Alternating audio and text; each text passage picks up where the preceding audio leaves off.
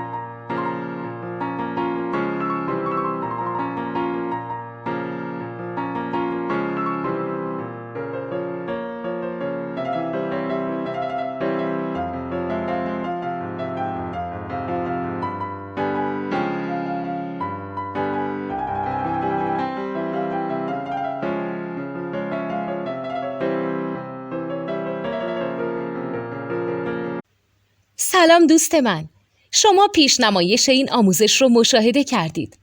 برای دیدن آموزش به صورت کامل میتونید به وبسایت نوت 2 که مرجع آموزش موسیقی هست مراجعه کنید.